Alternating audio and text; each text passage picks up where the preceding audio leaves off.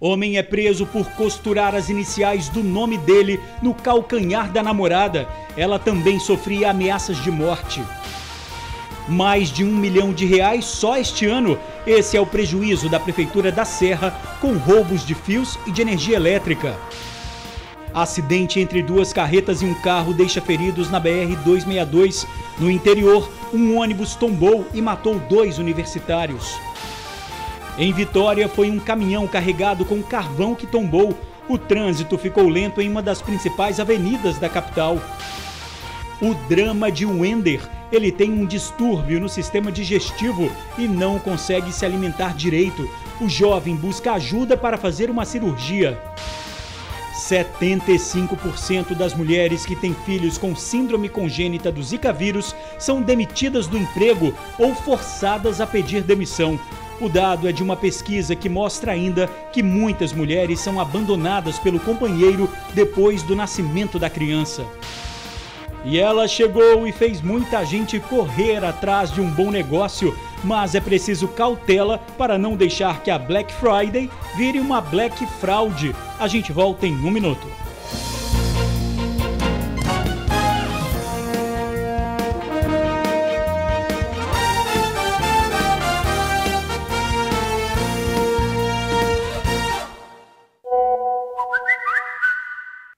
Olá, boa noite. Homem é preso por costurar as iniciais do nome dele no calcanhar da companheira. A vítima sofria ameaças de morte. Rulicley Florentino da Silva, de 22 anos, foi preso acusado pela polícia de praticar violência física e psicológica contra a namorada dele. Segundo as investigações, a vítima sofreria ameaças de morte constantemente. Nesta semana, após uma discussão do casal, Rulicley chegou ao ponto de costurar com linha e agulha as iniciais do nome dele no calcanhar esquerdo da companheira. Demonstrando assim a total necessidade de mostrar para ela que seria o seu dono, que teria um poder de dominação sobre ela. O criminoso e a vítima estavam juntos desde agosto desse ano. A jovem, de 19 anos, procurou a polícia na última quarta-feira para denunciar as agressões. A prisão aconteceu na manhã desta quinta-feira. Ele estava em casa no Morro do Cruzamento, em Vitória, e negou todas as acusações. Ele não ofereceu resistência e negou o crime. Somente em 2018 até agora, mais de 12.500 boletins de ocorrência foram registrados. 404 homens foram presos em flagrante por crimes contra a mulher. Que não se calem, que não aceitem nenhum tipo de violência. A Polícia Civil do Estado do Espírito Santo, por meio da Divisão Especializada de Atendimento à Mulher, está aqui para agir, para punir com rigor esses agressores. E você, mulher que é vítima, não tenha medo. Procure as nossas delegacias, que as nossas delegadas elas estão prontas para atendê-las e fazer com que esses agressores sejam devidamente punidos. Rulicley foi autuado por lesão corporal e ameaça. Ele já foi encaminhado para o presídio em Viana. O roubo de fios de energia elétrica na Serra. Somente neste ano, a Prefeitura já contabiliza mais de R$1 milhão em prejuízo. O prejuízo já chega a R$1.600.000. Esse é o valor que a Prefeitura da Serra já gastou neste ano para repor fios de energia elétrica que têm sido furtados no município. Com esse valor nós deixamos de construir uma creche no município para atender a comunidade. Como vemos nas imagens, os bandidos fazem buracos no chão e arrancam os fios feitos de cobre para revender. Os fios são subterrâneos, eles aproveitam em veículos caracterizados, uniformizados, como se fosse uma empresa, né? Então a pessoa jamais imagina que ali estão bandidos roubando fios de energia. A Polícia Militar e Civil já foram acionadas sobre os crimes e buscam soluções para impedir que essa prática aconteça.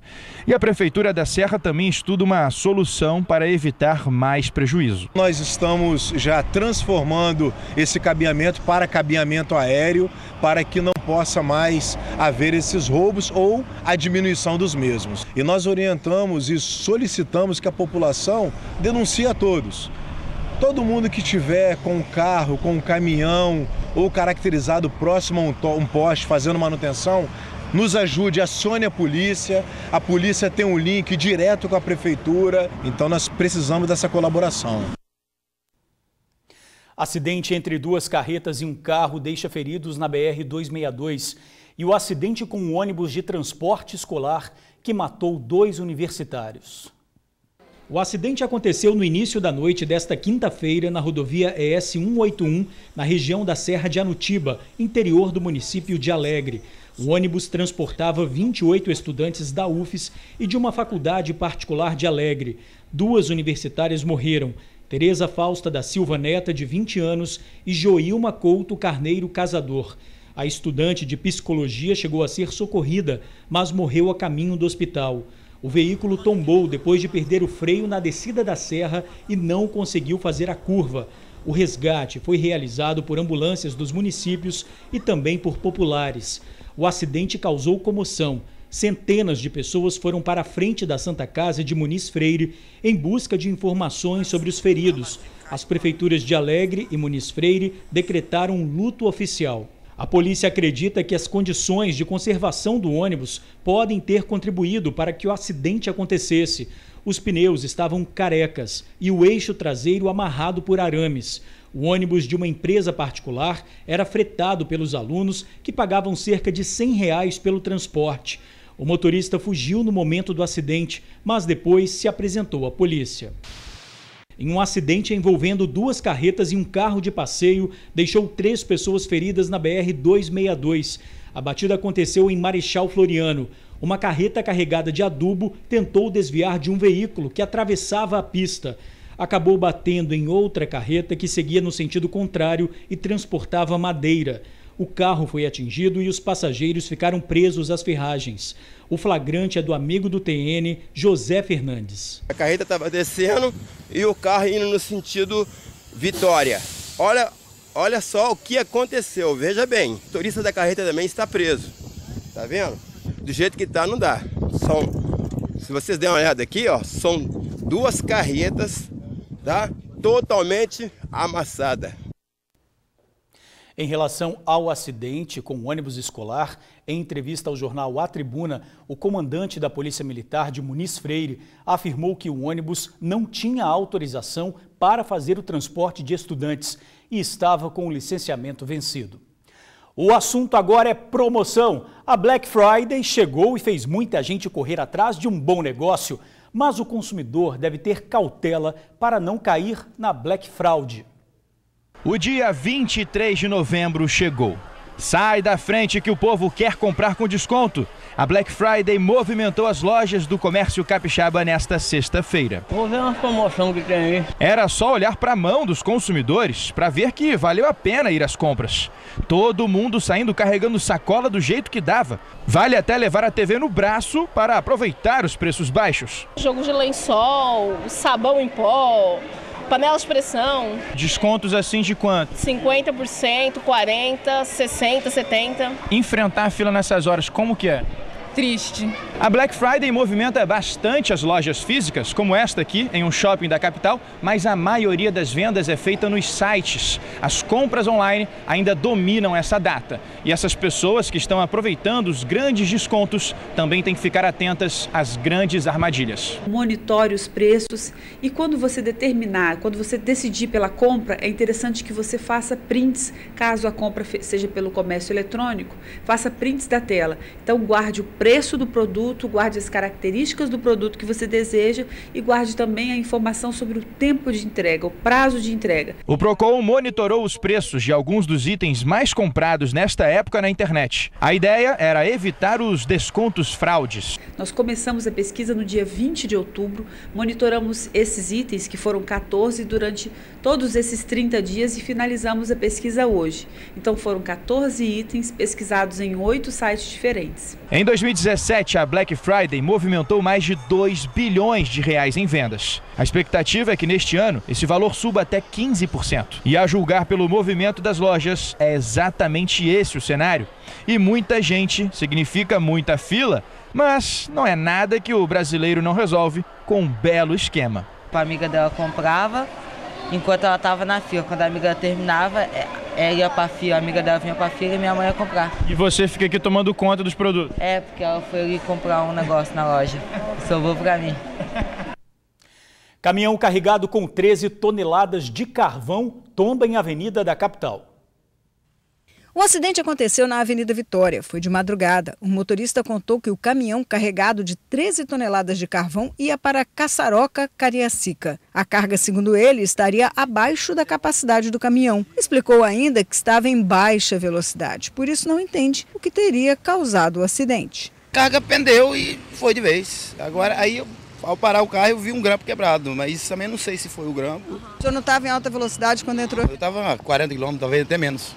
Excesso de carga, o senhor acha? Não, também não, estava levinho. A Guarda Municipal informou o motorista que se ele demorar a fazer a retirada da carga, a guarda vai providenciar. Então, a carga vai ser removida para um pátio, o caminhão também. O motorista vai levar uma multa de R$ 130 e 4 pontos na carteira, já que esse tipo de infração, um acidente sem vítima, é considerado uma infração média. O tombamento deixou 2 faixas bloqueadas, uma em cada sentido. Assim, o fluxo de veículos, que começava a aumentar, encontrava lentidão neste trecho. Bom, a pista já foi totalmente liberada. Uma realidade triste para mães que têm filhos com a síndrome congênita do Zika vírus. Uma pesquisa mostrou que 75% das mulheres perdem o emprego para cuidar da criança e ainda são culpadas pelos companheiros da doença do filho. A notícia foi devastadora como uma bomba. Quando Elisamara recebeu a informação de que o filho caçula, o Heitor, nasceria com hidrocefalia, ela mal conseguiu acreditar. A gente saber da notícia assim é bem difícil. Eu saí assim do hospital desnorteada porque a minha colega, ainda bem que a colega minha estava comigo. A causa pode ter sido Zika vírus durante a gestação, mas ela não tem certeza disso, é apenas uma suspeita, porque na época Elisamara não sentiu sintomas. Eles só falam que é da Zika vírus. Aí eu falo que eu não tive nada, né, porque durante a minha gravidez eu não tive sintomas nem nada.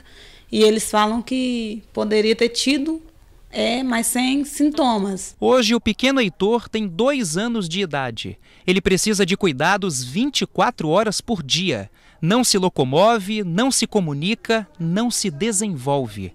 Além de todas essas dificuldades, Elisamara ainda sofre com a falta de apoio do pai da criança. A pensão ele dá, mas assistência como pai, ele vê quando quer, não tem aquela preocupação com ele que ele deveria ter. A realidade vivida pela mãe de 30 anos foi tema de um documentário e uma pesquisa feita com mulheres que têm filhos com síndrome congênita do Zika vírus.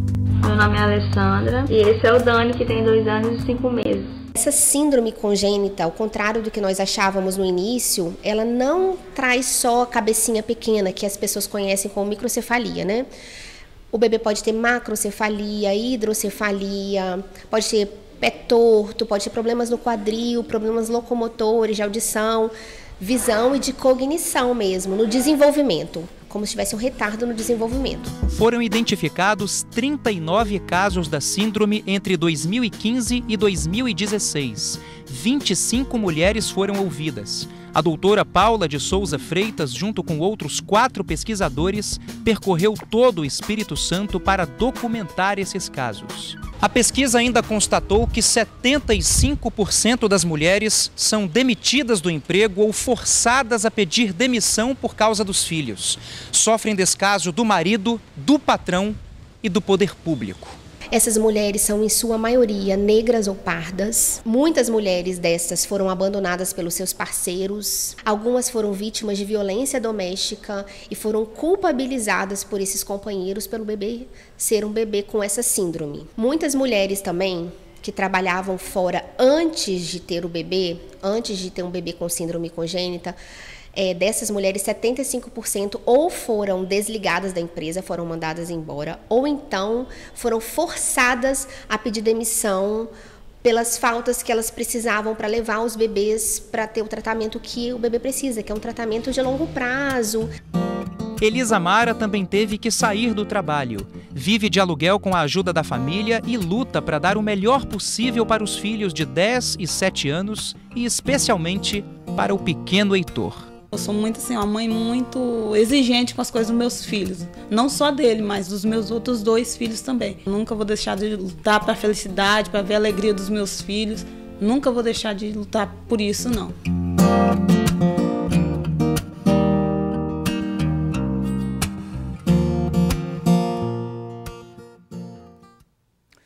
Muita força aí para essas mães, né?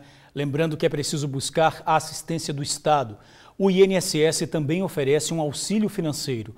O responsável deve procurar a agência mais próxima de casa. E a seguir, problema no sistema digestivo impede jovem de se alimentar. Ele já perdeu 12 quilos e pede ajuda. A gente já volta. Um distúrbio do sistema digestivo que impede a pessoa de se alimentar.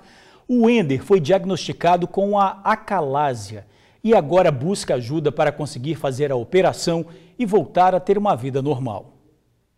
Meu nome é Wenderson, tenho 22 anos, sou de Boa Esperança e sofro de uma doença rara chamada acalásia. O Wender, como é mais conhecido, tem 22 anos. Mora no distrito de Sobradinho, em Boa Esperança, interior do Espírito Santo. Há 4 meses, os sintomas começaram e desde então ele já perdeu 12 quilos. Logo que eu comecei a descobrir a doença, eu ainda comia, só que com o passar do tempo, a variedade de comidas que eu como vai diminuindo. E atualmente as únicas coisas assim que descem tranquilamente são açaí e pipoca. E é muito difícil também para dormir, porque essa doença ela ataca muito durante a noite quando você vai dormir. Eu tenho que dormir com 3, 4 travesseiros para ficar bem sentado, para não ficar vomitando durante a noite. A acalásia age enfraquecendo o esôfago, que é o órgão responsável por carregar a comida da boca até o estômago. O esôfago é um órgão que carrega a comida da boca até o estômago, propulsionando através de contrações. E na acalásia o esôfago perde essa força de contração, então ele não consegue transportar a comida da boca até o estômago, ele vai dilatando, vai ficando muito dilatado e a pessoa emagrece, não consegue se alimentar, tem vômitos, tem perda de peso. A doença rara não tem causa definida. No Brasil, há opções de cirurgia para interromper a evolução da acalásia e devolver a qualidade de vida ao paciente. O tratamento por cirurgia é um tratamento mais antigo, mas ele é bem eficaz para a acalásia, ele é bastante eficaz. O sucesso terapêutico dele é muito grande e é uma cirurgia que não é uma cirurgia complexa, uma cirurgia simples, uma técnica simples de ser realizada e se realiza no SUS. Esse anel que fica entre o estômago e o esôfago, que o esôfago não consegue ultrapassar essa barreira, o cirurgião faz um pequeno corte nesse anel, uma pequena incisão, e ele passa a ficar relaxado e aí assim a comida consegue chegar ao estômago, o indivíduo consegue engolir normalmente. O Wender hoje se vê entre a espera da cirurgia pelo SUS e a possibilidade de fazer a cirurgia em uma clínica particular. Nas redes sociais, lançou uma campanha para arrecadar o dinheiro necessário para pagar o procedimento, já que o tempo de espera pode determinar também o tempo de vida. Minha noiva teve a ideia e aí nós começamos a organizar e aí agora nós estamos tendo rifas e fazemos a vaquinha online para arrecadar o dinheiro para essa cirurgia.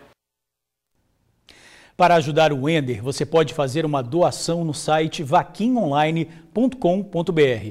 Procure por #AjudeOWender. E a gente fica por aqui. Outras informações agora no SBT Brasil e amanhã no Tribuna Notícias, primeira edição. Muito obrigado por assistir ao jornal, pela companhia, boa noite e um ótimo fim de semana.